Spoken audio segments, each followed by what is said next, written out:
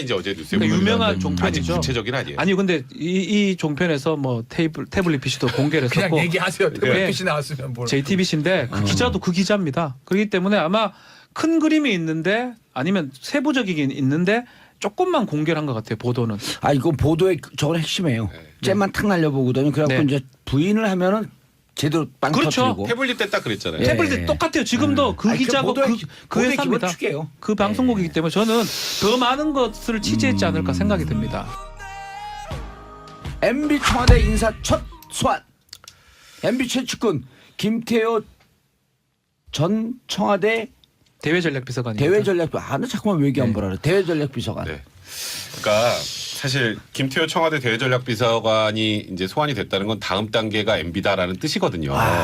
이게 왜냐하면 김관진 이제 전 장관이 예. 이제 사이버 사령부 댓글 작업을 하는 과정에서 이제 그런 얘기 있었잖아요. 뭐 우리 편 사람을 좀 뽑아라.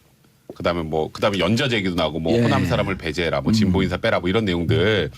그게 이제 김관진 장관으로부터 이명박 전 대통령까지 이제 건너가는 연결고리가 예. 이제 김태호 전 청와대 대외전략비서관이었다라는 게 이제 지금까지 나와 있는 내용이었는데 어제 18시간 조사를 받았죠. 예. 근데 이제 김태호 대외전략비서관 같은 경우에는 MB의 소년 책사라고 불렸습니다. 지금 나이가 50밖에 안 돼요. 오. 근데 2004년 서울시장할 때부터 그 당시에부터 이제 대외 안보 분야와 그럼 관련돼서 30대 중후반이었었는데요. 네, 그러니까 소년 책사. 오. 그래서 그렇게 길게 동안 이명박 전 대통령을 보좌해 왔고 예. 그리고 저번 정권의 인수위 시절부터 뭐 사실 대외 안보 문제나 모든 문제를 거의 총괄하다시피 했기 때문에 그러니까 이번 문제에서도 가장 핵심 연결고리다. 그래서 이 연결고리가 뚫리면 그럼 이명박 전 대통령까지 조사가 이루어질 수 있다라는 게 일단 일반적인 시각이었는데 예. 일단 어제 18시간을 조사받고 나오는데 김태호 비서관의 표정이 그렇게 나쁘진 않았어요. 아니에요. 나빠 보였어요. 저는. 그 생각이 나름이에요. 아니 무조건 나쁘다 그러지 말고. 아니요. 그 무조건이 아니고. 그러니까. 표정을 가지고 싸워. 표정이 그닥 약간 이거 그냥 제 느낌만 얘기하는 거. 예. 그닥 나빠 보이지 않았는데 일단 검찰에서는 자신감을 가지고 있다고 하니까 만약에 김태호 비서관에게 영장을 청구해서 영장이 발부된다 하면 그러면 그다음에 이명박 전 게임 대통령. 끝이죠. 아니 게임 끝이라고 하긴 그런 게 김관진 전 장관이 적부심에서 풀려났잖아요. 예. 풀려나는 과정에서도 이게 인관빈도 풀려. 인관비도 풀려나면서 범죄 혐의에 소명할 내용들이 많다. 아직까지 명확하게 입증이 안 된다는 예. 취지였거든요. 근데 여기가 입증이 제대로 안 됐으면 메뉴까지 올라가기 힘들죠. 그러니까 김관진 전 장관, 그다음에 김태호 비서관 이 관련해서 좀 더 단단하게 조사가 이루어져서 정말 빼도 박도 못한 상황이 된다면 그 다음 단계가 이명박 전 대통령이라고 봐야죠. 얼굴이 저는 또 느끼기 나름인데 억지로 웃는 듯한 느낌이 들었거든요. 그리고 반사. 19시간, 18시간 조사받고 그렇게 편안할 수 없어요. 편안한 척 하는 것 같아요. 그리고 그 모습을 외부에 보여주고 싶어 하는 거고 그렇기 때문에 검찰에서도 이제 뭐 얘기를 하는 것 같고요. 그러니까 저는 반대로 생각하고요. 오히려 김관진, 임관빈이 나왔는 게 이명박 MB 대통령 입장에서는 더 안 좋은 것 같아요. 왜요? 진짜 수순대로 가려고 했는데 바로 그냥 김태호를 부른 거거든요. 검찰 입장에서는. 오히려 이명박 대통령의 소환식이 더 빨라질 가능성이 저는 있지 않을까. 김관진하고 임관빈이 만약 입을 계속 닫았다고 가정했을 때 예. 그렇다면 어차피 좀 힘든 상황인데 김태호는 국방부하고 청와대하고 메시지 같은 메신저 같은 역할을 하는 사람 비둘기 뭐 합니까 중간에 예. 뭐 그런 역할이기 때문에 비둘기한테 바로 불러서 비둘기가 막 혹시 압수수색 그 자료를 바탕으로 해가지고 만약 얘기를 많이 했다 그러면 예. 그 얘기를 바탕으로 바로 조사가 가능합니다. 그렇기 때문에 임관빈, 김관진이 풀려났는 게 MB 대통령한테는 무조건 유리하다 보기엔 저는 어렵다는 생각이 듭니다. 풀려났기 때문에 저는 김태호 비서관이 좀 늦게 소환된 거라고 생각해요. 그러니까요. 그렇게 보는데 통상적으로. 네. 저는 박 변호사는 전혀 반대 의견. 예. 저는 백 변호사 의견에 좀 동의하는 편이죠. 그러니까 왜냐하면 이게 라인이잖아요. 그러니까 보고 라인이 김관진, 김태호, 이명박 이렇게 되는 거라고 존칭 빼고 합니다. 만약에 김관진 전 장관 예를 들면 추명호, 최윤수, 우병우에서 최윤수가 나갔으니까 우병우의 영장이 뭐 제도에 걸렸다라고 할 때 예. 그만해요? 그러니까 그러니까 김관진, 김태호, 이명박 요 라인이라는 거예요. 그러니까 네. 하나 예를 들어드리면 추명호, 최윤수. 최윤수, 우병우 요 라인이었잖아요. 예, 국정원 예. 비서부가. 그런데 중간에 최윤수가 샥 영장이 기각되면서 우병우까지 어떻게 칼이 못 가는 거 아니야 라고 했는데 그때 반론이 뭐였냐면 무슨 소리야. 추명호에서 우병우를 직보한 거기 때문에 어차피 최윤수는 빠져 있었으니까 괜찮아라는 이제 반론들이 있어요. 그런데 이 사이버는요. 김관진, 이명박 요 직보가 아닙니다. 이건 네. 검찰도 인정을 하는 거예요. 검찰도 김태호 전 비서관이 조직 다 빼고 김태호가 중간에서 메신저를 했다는 거 아니겠습니까? 그러니까 김관진, 김태호, 이명박이라고요. 확실히 라인이. 근데 김관진 전 장관이 이미 구속영장이 발부됐다가 구속정부에 나왔는데 그 이유가 죄가 안 되는 것 같은 걸 이거잖아요. 그거 어찌됐건. 쉽게 말하면. 그러니까 그래 쉽게 말하면 그래서 거기서 브레이크가 걸렸기 때문에 김관진 전 장관을 확실히 뚫어내지 않는 이상 김태호 전 비서관 뚫기가 쉽지 않고 그게 못 뚫으면 MB까지 가기도 굉장히 척척 저는 조금 반대로 예. 요 문무일 총장의 얘기가 조금 주목을 해야 됩니다. 올해 안에 수사를 끝낸다. 누가 봐도라도 올해 안에 수사 끝낼 수가 없어요. 그 끝낸다는 거는 사실은 상징적 의미인 거예요. 그 얘기는 저는 이렇게 봅니다. 이 사건 국정농 사건의 마지막은 어쩌면 우리가 아는 그 사람입니다. 경제가 막 어렵다. MB 전 대통령이죠. 그러니까 이 문무일 총장의 어떤 메시지가 올해 안에 아니면 내년 초까지만 해가지고 끝낼 수 있다라는 그런 메시지고 그걸 하기 위해서 김태호를 불렀는 게 아닌가. 그리고 김태호가 이 19시간 18시간 조사를 받으면서 빠져나갈 가능성도 있지만 얘기했을 가능성이 좀 높다고 생각이 들거든요. 얘기를 했다고 하면 그거는 바로 이제 MB 대통령의 소환하고 연관이 되지 않을까. 저는 그래서 뭐 연말이라든지 늦어도 연초에 포털에 했을 가능성이 있지 않을까 자, 생각이 이런 듭니다. 보도가 있어요. 그 김관진 전 장관이 검찰 조사에서 우리 편 뽑으라는 MB 지시 인정했다는 보도 직후에 네. MB와 김태효가 휴대전화 문자 기록 주고받았다는 네, 정보를 어제 확보했다. 네, 어제 이제 모 그 종편에 예. 뉴스 단독으로 이제 보도가 된 내용이었는데 이제 김관진 전 장관 이제 조사받고 그다음에 이제 이명박 전 대통령이 뭐 바레인인가로 출국을 했잖아요. 그래가지고 그때 이제 뭐 청와대 직전. 그 청와대 청원에도 뭐 출국 금지해야 된다 뭐 이런 것도 청와대 청원 많이 가고 그랬었잖아요. 이명박 전 대통령 수사해야 된다 그러면서. 근데 그 당시에 이 김태호 비서관하고 이명박 전 대통령이 서로 계속 연락을 하면서 이 상황을 파악하려 했다라는 그런 정황들이 이제 나오게 된 거예요. 정황이 있더라도 그게 범죄는 아니잖아요. 그렇죠. 근데 이제 거기에 내용이 이제 뭐 문자 메시지 내용들이 혹시 이거랑 좀 관련이 있으면 왜냐하면 그 문자 메시지 내용은 그 방송에서 공개를 안 했어요. 그러니까 무언가 김관진 전 장관이 검찰 조사를 받고 야 이거 우리 이거 잘못된 거 아니야 만만치 않은데 라면서 얘기한 게 있다면 뭔가 이 이후에 증거를 인멸하거나 입을 맞추거나 그렇죠. 하려고 했던 정황이 아닐까?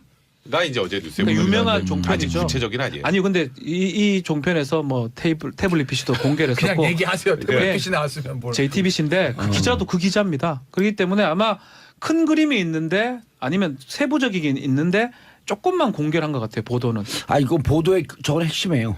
잼만 탁 날려보거든요. 그래갖고 네. 이제 부인을 하면은 제대로 빵 그렇죠. 터뜨리고. 태블릿 때 딱 그랬잖아요. 예. 태블릿 똑같아요. 지금도 그 아니, 그 기자고 보도의 그 회사입니다. 기본축이에요. 그 방송국이기 때문에 저는 더 많은 것을 취재했지 않을까 생각이 듭니다. 그런데 보통 이게 압수수색 영장 들어가면요, 그 통신 기록 주고받은 것만 있지 내용은 안 나오잖아요. 그 내용 안 핸드폰에서 압수수색해갖고 포렌식으로 살렸을 때만 내용이 나오잖아요. 그렇죠.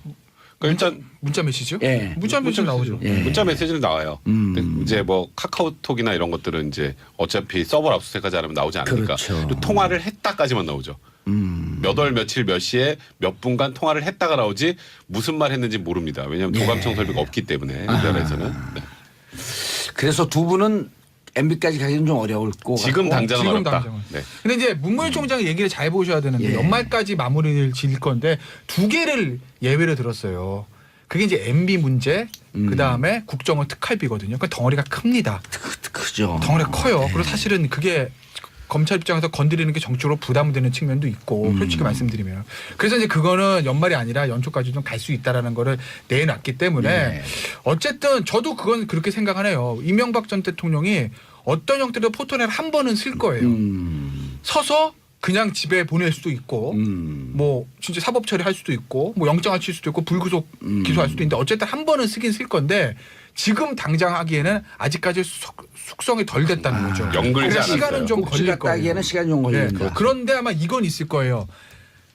검찰도 그렇고 현 집권 청와대도 그렇고 이걸 장기적으로 끌고 가는 게 여러 가지로 부담입니다. 그러니까 왜냐하면 지금 국가적으로 가장 중요한 이벤트가 내년 평창올림픽이거든요. 그렇죠.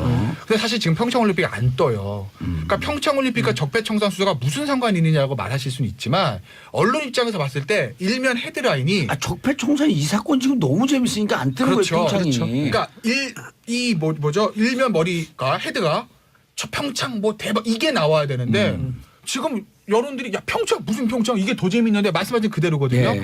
그러니까 청와대 입장에서도 굉장히 곤혹스러운 측면이 있죠. 왜냐하면 곤혹스럽죠. 이 평창올림픽이라는 게 문재인 대통령의 현 집권 세력에서는 여러 가지 중요한 것이거든요.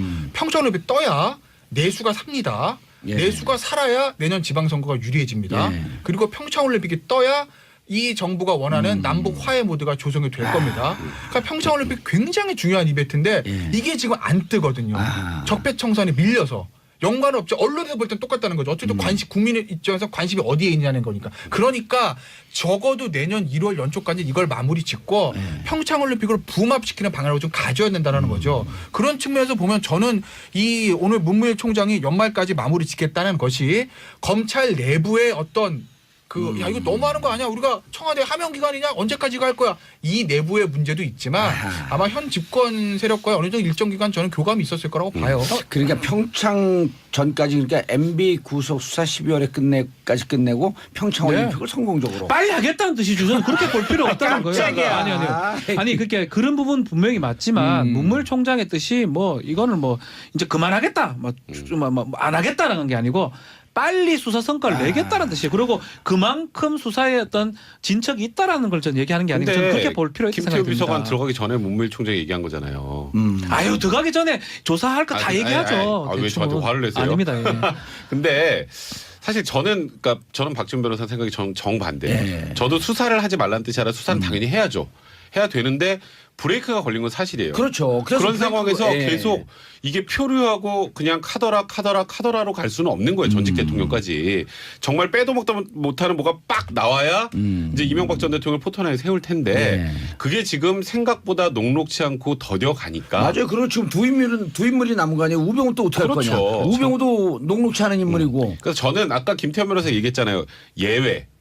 이명박 전 대통령 거는 지금은 쉽지 않다라는 걸 은연중에 내비친 겁니다. 지금 적폐청산이라는 얘기는 문무일 총장이 얘기한 거는 이 전 정권에 관련된 것들이 계속 나오잖아요. 지금. 그죠? 그 김관진이 구속적 부심에서 풀려 나온 상황이 그게 녹록치가 않았어요. 그러니까 구속적 부심 풀려 나오는 순간 이 수사는 원점이에요. 그러니까 그게 이제 구속적 부심 풀려난 게 예를 들어서 그런 경우가 있어요. 예. 뭐 혐의는 다 인정이 되는데 보니까 이거는 뭐 죽어도 일정하고 증거도 다 인멸할 수도 확보됐고 없고. 예. 그러니까 풀어줘. 이러면 얘가 다르죠. 근데 범죄 자체가 다툴 때가 참 많네요. 이러면서 그렇게 내보낸 얘기했단 거니까 말이에요. 예. 그러니까 당신들이 입증 제대로 못한 거예요. 일단 신광열 부장 얘기는. 그러면 여기도 입증이 안 되는데 아까 말씀하셨던 것처럼 연결고리 중에 1번이 입증이 안 되는데 2번 불렀으니까 이제 다음에 그냥 3번 불러? 그런 방식으로 수사하다 잘못하다 제대로 뒤통수 맞습니다. 그렇기 때문에 쉽진 않아요. 신강렬 그 형사수석 부장판사. 네. 네. 얘 구속적 부심 풀어준 거를 이제 우리가 몇 번 얘기는 했지만 그 이후에 이제 또 김동진 인천지법 부장판사가 들이받았거든요. 그분이 성남에 있다가 서울로 들어오는 케이스인데 네. 인천으로 갔단 말이에요. 좌천이에요. 네, 네. 그 얘기 잠깐만 하고.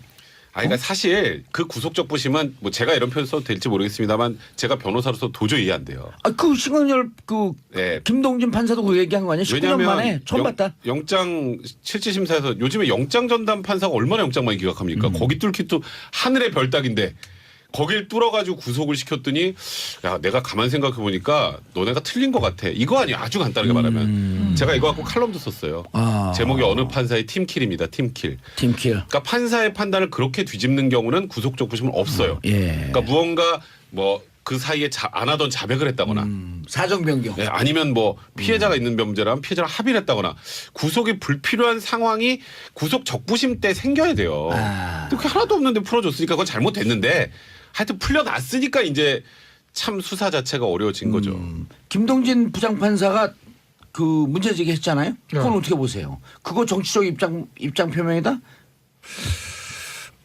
이런 부분인 거죠. 그러니까 저는 누구죠?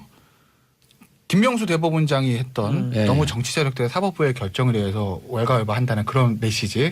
저는 굉장히 잘된 메시지라고 보고. 그거를 하니까 이제 그 다음에 김동진 문제 제기한 거 아니에요? 김명수 대법원장 또 말씀을 드렸죠. 사실 김명수 대법원장 우리 3변 시대에서도 그 얘기 했을 때 자유한국당에서 김명수 대법원장 코드 인사다라고 했을 때 제가 아마 그런 말씀 드렸을 거예요.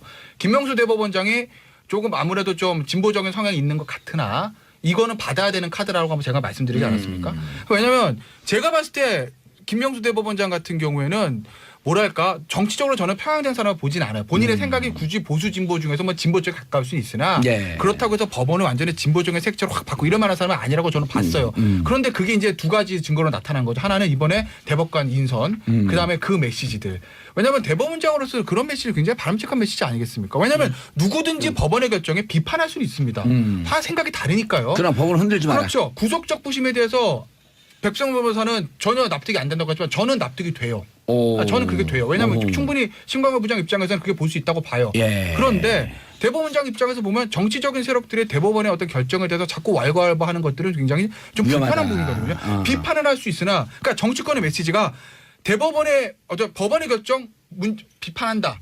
다만 결정이니까 수용하겠다. 이게 돼야 되는데 비판만 있고 결정은 없다는 거예요. 예. 더군다나 그게 야당이 아니라 여당에서 집권 여당에서 나오는 것은 대법원 법원 입장에서는 굉장히 불편한 것이거든요. 흔들지 말라는 게 김동진 그렇죠. 판사 딱 들이받았잖아요. 들이받았잖아요. 그러고 나서 이제 김동진 판사가 오늘 이제 다시 글을 올렸어요. 뭐라고 올려? 어제죠. 그러니까 뭐라고 올렸냐면 구속적 부심에 대한 본인의 생각, 비판적인 생각 창인 주시하겠다. 그건 그럴 수 있다고 봅니다. 본인의 이제 법 판단으로 생각이니까. 예. 하지만 대법원장을 소위 말해서 들이받은 건 그건 내가 잘못했고 후회한다라고 이제 글을 내렸거든요. 그러니까 그 문제는 일단 일단락에 죄인 것이고 저는 김명수 대법원장이 보수 일각에서 봤을 때 너무 코드 인사 아니야라고 걱정을 하고 그리고 그렇게 보이는 측면이 있는 것도 사실입니다. 하지만 예. 저는 최근에 일련의 어떤 대법관 인선이나 문제라든지 그다음에 그런 정치권에 대한 일갈 이런 예. 거로 봤을 때 김명수 대법원은 조금 그래도 좀 아직은 지켜봐야 된다라고 생각이 들고 두 가지 시간이 예. 없어서 말씀 못 드리지만 구속적 부심에 대한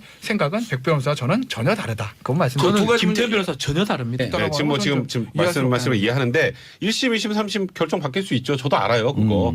근데 지금 구속적 부심도 지금 김태현 변호사 말씀하셨던 것처럼 영장 전담 판단이 틀리면 바꿀 수 있습니다. 법 규정상으로는. 근데 그게 중요한 게 아니라 법원 내부 기준이 있잖아요. 그러니까 원래 그래서 내가 그게 궁금한 보세요. 거야. 그러니까 영장이 발부가 됐어요. 예. 영장이 발부가 되면 구속적 부심을 몇 % 정도 신청하는지 아세요?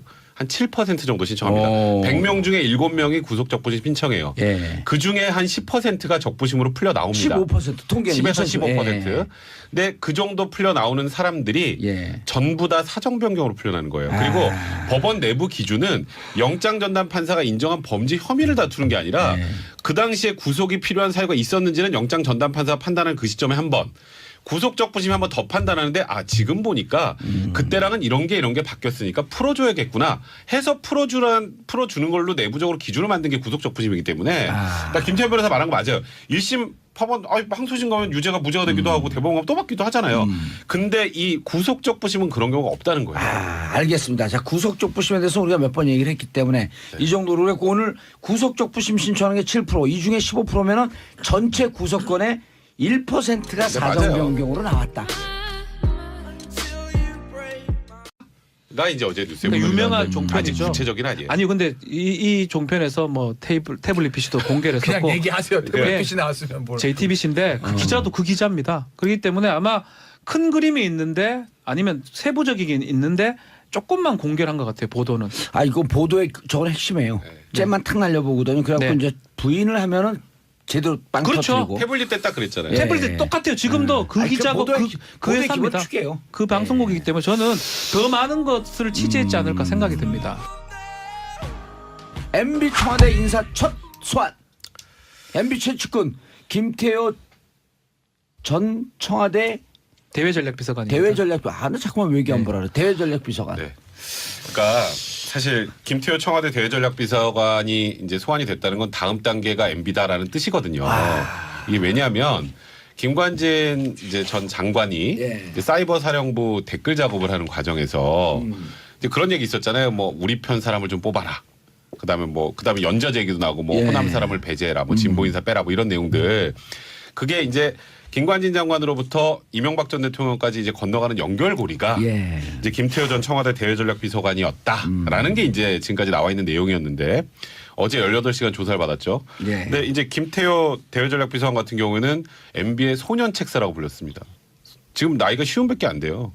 근데 2004년 서울시장 할 때부터 그 당시에부터 이제 대외 안보 분야와 그럼 관련돼서 30대 중후반이었었는데요. 네, 그러니까 소년 책사. 오. 그래서 그렇게 길게 동안 이명박 전 대통령을 보좌해 왔고 예. 그리고 저번 정권의 인수위 시절부터 뭐 사실 대외 안보 문제나 모든 문제를 거의 총괄하다시피 했기 때문에 그러니까 이번 문제에서도 가장 핵심 연결고리다. 그래서 이 연결고리가 뚫리면 그럼 이명박 전 대통령까지 조사가 이루어질 수 있다라는 게 일단 일반적인 시각이었는데 예. 일단 어제 18시간을 조사받고 나오는데 김태호 비서관의 표정이 그렇게 나쁘진 않았어요. 아니에요. 나빠 보였어요. 저는. 그 생각이 나름이에요. 아니 무조건 나쁘다 그러지 말고. 아니요. 그 무조건이 아니고. 그러니까. 표정을 가지고 싸워. 표정이 그닥 약간 이거 그냥 제 느낌만 얘기하는 거. 예. 그닥 나빠 보이지 않았는데 일단 검찰에서는 자신감을 가지고 있다고 하니까 만약에 김태호 비서관에게 영장을 청구해서 영장이 발부된다 하면 그러면 그다음에 이명박 전 게임 대통령. 끝이죠. 아니 게임 끝이라고 하긴 그런 게 김관진 전 장관이 적부심에서 풀려났잖아요. 예. 풀려나는 과정에서도 이게 가지고 만약 얘기를 많이 했다 그러면 예. 그 얘기를 바탕으로 바로 조사가 가능합니다. 그렇기 때문에 인간빈 김관진이 풀려났는 게 MB 대통령한테는 무조건 유리하다 보기엔 저는 어렵다는 생각이 듭니다. 풀려났기 때문에 저는 김태호 비서관이 좀 늦게 소환된 거라고 생각해요. 그러니까요. 그렇게 보는데 통상적으로. 네. 저는 박 변호사는 전혀 반대 의견. 예. 저는 백 변호사 의견에 좀 동의하는 편이죠. 그러니까 왜냐하면 이게 라인이잖아요. 그러니까 보고 라인이 김관진, 김태호, 이명박 이렇게 되는 거라고 존칭 빼고 합니다. 만약에 김관진 전 장관 예를 들면 추명호, 최윤수, 우병우에서 최윤수가 나갔으니까 우병우의 영장이 뭐 제도에 걸렸다라고 할 때 예. 그만해요? 그러니까 그러니까 김관진, 김태호, 이명박 요 라인이라는 거예요. 그러니까 네. 하나 예를 들어드리면 추명호, 최윤수. 최윤수, 우병우 요 라인이었잖아요. 예, 국정원 예. 비서모가. 그런데 중간에 최윤수가 샥 영장이 기각되면서 우병우까지 어떻게 해야 되지? 칼이 못 가는 거 아니야? 라고 했는데 그때 반론이 뭐였냐면 무슨 소리야. 추명호에서 우병우를 직보한 거기 때문에 어차피 최윤수는 빠져 있었으니까 괜찮아라는 이제 반론들이 있어요. 그런데 이 사이버는요. 김관진, 이명박 요 직보가 아닙니다. 이건 네. 검찰도 인정을 하는 거예요. 검찰도 김태호 전 비서관이 조직 다 빼고 김태호가 중간에서 메신저를 했다는 거 아니겠습니까? 그러니까 김관진, 김태호, 이명박이라고요. 확실히 라인이. 근데 김관진 전 장관이 이미 구속영장이 발부됐다가 구속정부에 나왔는데 그 이유가 죄가 안 되는 것 같은 걸 이거잖아요. 그거 어찌됐건. 쉽게 말하면. 그러니까 네. 그래 쉽게 말하면 그래서 거기서 브레이크가 걸렸기 때문에 김관진 전 장관을 확실히 뚫어내지 않는 이상 김태호 전 비서관 뚫기가 쉽지 않고 그게 못 뚫으면 MB까지 가기도 굉장히 척척 저는 상중인 조금 거죠. 반대로 예. 요 문무일 총장의 얘기가 조금 주목을 해야 됩니다. 올해 안에 수사를 끝낸다. 누가 봐도라도 올해 안에 수사 끝낼 수가 없어요. 그 끝낸다는 거는 사실은 상징적 의미인 거예요. 그 얘기는 저는 이렇게 봅니다. 이 사건 국정농 사건의 마지막은 어쩌면 우리가 아는 그 사람입니다. 경제가 어렵다. MB 전 대통령이죠. 그러니까 이 문무일 총장의 어떤 메시지가 올해 안에 아니면 내년 초까지만 해가지고 끝낼 수 있다라는 그런 메시지고 그걸 하기 위해서 김태호를 불렀는 게 아닌가. 그리고 김태호가 이 19시간 열린 조사를 받으면서 빠져나갈 가능성도 있지만 얘기했을 가능성이 좀 높다고 생각이 들거든요. 얘기를 했다고 하면 그거는 바로 이제 MB 대통령의 소환하고 연관이 되지 않을까. 저는 그래서 뭐 연말이라든지 늦어도 인간빈도 풀려. 네, 인과비도 풀려나면서 범죄 혐의에 소명할 내용들이 많다. 아직까지 명확하게 입증이 안 된다는 취지였거든요. 근데 여기가 입증이 제대로 안 됐으면 메뉴까지 올라가기 힘들죠. 그러니까 김관진 전 장관, 그다음에 김태호 비서관 이 관련해서 좀 더 단단하게 조사가 이루어져서 정말 빼도 박도 못한 상황이 된다면 그 다음 단계가 이명박 전 대통령이라고 봐야죠. 얼굴이 저는 또 느끼기 나름인데 억지로 웃는 듯한 느낌이 들었거든요. 그리고 반사. 19시간 18시간 조사받고 그렇게 편안할 수 없어요. 편안한 척 하는 것 같아요. 그리고 그 모습을 외부에 보여주고 싶어 하는 거고 그렇기 때문에 검찰에서도 이제 뭐 얘기를 하는 것 같고요. 그러니까 저는 반대로 생각하고요. 오히려 김관진, 임관빈이 나왔는 게 이명박 MB 대통령 입장에서는 더 안 좋은 것 같아요. 왜요? 진짜 수순대로 가려고 했는데 바로 그냥 김태호를 부른 거거든요. 검찰 입장에서는. 오히려 이명박 대통령의 소환 시기가 더 빨라질 가능성이 저는 있지 않을까.